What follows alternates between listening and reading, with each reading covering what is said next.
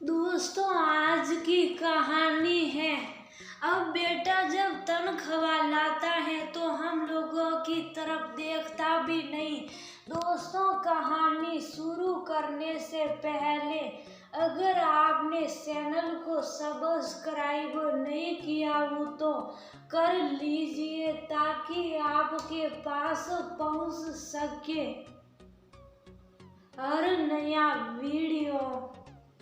आज फिर से पहली तारीख थी। कावेरी और मनोहर ऑफिस से आए बेटे गौरव को टुकुर टुकुर ताक रहे थे कि शायद फिर से गौरव आज उन लोगों के पास आ जाए और तनख्वाह से मिले रुपयों में से कुछ रुपये उनके निकाल कर उनके हाथ में रख दे।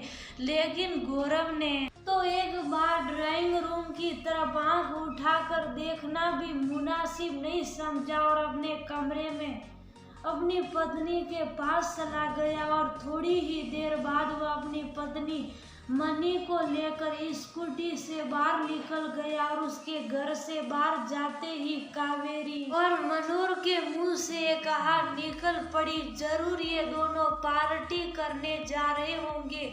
खूब पार्टी करे, अच्छी बात है, लेकिन एक बार अपने माँ बाप का भी तो ख्याल रखने की सोचे। एक बार तो उनकी ख्वाहिश के बारे में सोचे। क्या पत्नी के आते ही बेटे की कमाई पर सिर्फ पत्नी का ही हक हो जाता है? आखिर बहू के आते ही बेटा भी कैसे पराया हो जाता है? अब समझ में आ रहा था उन दोनों के कितने अरमान से इकलौते बेटे गौरव को पाला पोसा था, अच्छी से अच्छी शिक्षा दिलवाई, अपनी ख्वाहिशों को तिला जलीन देकर उसकी हर ख्वाहिश को पूरा किया था। नौकरी लगने के कुछ ही दिनों बाद ही शादी उसने अपनी मनपसंद लड़की से करने की इच्छा जाहिर की थी और उन दोनों ने इस बार भी बेटे की पसंद को प्राथमिकता दी। लेकिन बहू के आते ही जैसे बेटा अपना रहा ही नहीं। इन दोनों की बस एक ही ख्वाहिश थी कि जैसा बेटे पहले ऑफिस से आकर अपने माँ बाप को अपनी खुशी में शामिल करता था, उसी प्रकार अभी ऑफिस आए और तनख्वाह से मिले कुछ रुपए माँ बाप के हाथ में रख दे और पास आकर कहे कि मम्मी पापा लीजिए, आप लोग ये कुछ रुपये रख लीजिए, माना कि आपकी पेंशन आती है, लेकिन मेरी कमाई पर भी तो आप लोगों का हक बनता है। बहू की खूब ख्वाहिशें पूरी करे, उससे उन लोगों को किसी प्रकार की कोई भी समस्या नहीं थी। बस बेटे का रूखा व्यवहार सलनी कर जाता था। ईश्वर की कृपा से उन लोगों को रुपये पैसों की कोई जरूरत नहीं थी, क्योंकि मनोहर की पेंशन थोड़ी ही सही लेकिन आती थी। बस एक ख्वाहिश कभी कभी बलबत्ती हो उठती थी। कावेरी की आंखों से गरम गरम दो बूंदे आंसू टपक पड़े। क्यों रोती हो कावेरी? मैं तो पहले ही कहता था कि बहुत ज्यादा उम्मीदें मत बांधो बेटे से, आजकल जमाना बहुत ज्यादा कलयुगी है। लेकिन तुम मेरी बात काट कर तुरंत यही कहती कि अपना गौरव ऐसा बिल्कुल भी नहीं है।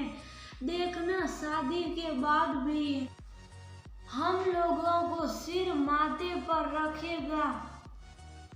अब तो तुम अपनी आंखों से खुद देख रही हो ना, आज खुद अपनी आंखों से देख लो। सही कह रहे हैं आप, मुझको तो विश्वास ही नहीं होता कि औलादे ऐसी भी एहसान फरमाश हो सकती हैं।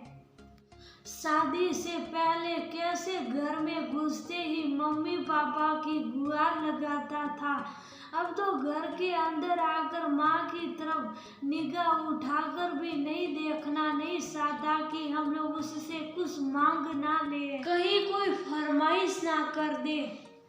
और फिर कौन हमको उसके सारे रुपये चाहिए? बस एक ख्वाहिश थी कि बेटा अपने हाथ से कुछ रुपये हम लोगों के हाथ में रख दे, वरना तो आपने कौन सी हमारे खाने पीने में कर रखी। अभी तो आपकी ही पेंशन अच्छी खासी आती है। सही कहती है दुनिया की, जिन बच्चों को पालने पोसने में माँ बाप अपना सर्वस्व न्योछावर कर देते हैं, वो ही बच्चे माँ बाप को एक दिन बोझ समझने में भी गुरेज नहीं करते। कावेरी साड़ी के पल्लू से बार बार अपनी आंखों से बहते आंसुओं को पोंछ रही थी। अरे कावेरी, क्यों चिंता करती हो? जब तक मैं जिंदा हूँ तब तक तुमको कोई भी चिंता करने की जरूरत नहीं। हम लोग हैं ना एक दूसरे का साथ निभाने के लिए। मेरे लिए बहुत कीमती है ये तुम्हारे आंसू।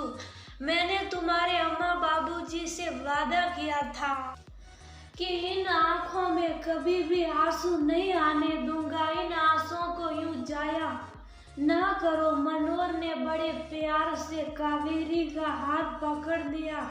बिल्कुल सही कह रही हैं आप। और कावेरी ने भी अपना सिर मनोहर के कंधे पर टिका।